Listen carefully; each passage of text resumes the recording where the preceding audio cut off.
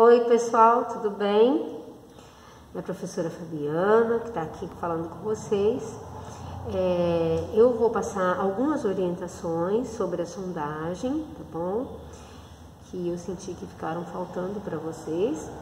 E na medida do possível eu vou passar também a correção das atividades que foram enviadas sobre o Dia do Índio, sobre o descobrimento do Brasil, tá bom? Então vamos lá. Eu acho importante a gente falar um pouquinho sobre como deve ser desenvolvida a atividade para a produção escrita, tá? Essa atividade vai mostrar muito do que vocês já conseguem realizar. Então, é muito importante que vocês a façam sozinhos, né?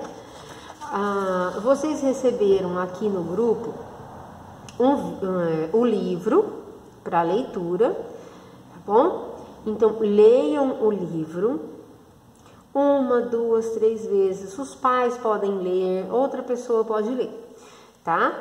Mas, na hora da escrita, não pode ficar com o livro na mão, né? Não pode ficar com o celular para ler na hora da produção. Na hora da produção, você vai escrever aquilo que você memorizou da história, aquilo que você aprendeu da história.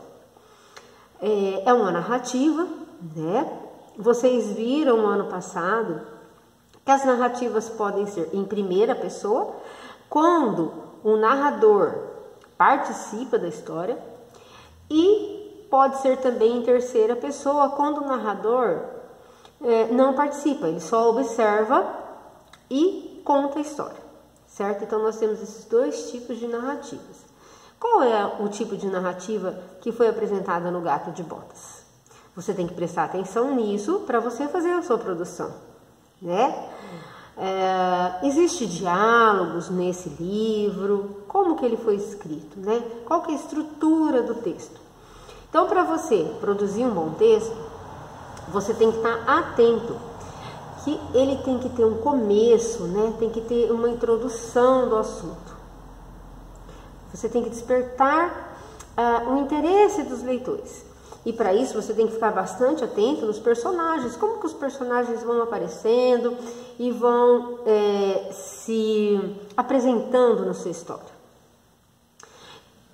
O texto continua com um desenvolvimento. Nesse desenvolvimento acontecem algumas dificuldades e lá no final do texto vai ter uma resolução e a história vai voltar numa normalidade, vai ficar tudo bem no final, né? Então vocês têm que prestar atenção nessa estrutura da narrativa, porque a hora que vocês forem colocar no papel, a sua história tem que ter começo, meio e fim, né? Você vai ler uma história, então não é uma história que você está tirando da sua cabeça. Então, o que eu sugiro? Que a hora que você for escrever, que você se sentir preparado para escrever, você vai colocar no papel, fazer um rascunho, ler o que você escreveu e perceber se a sua história tem começo, meio e fim, tá? Não tem que ser idêntico à história que você leu lá no livro, mas tem que apresentar os fatos que apareceram lá na história original, tá bom?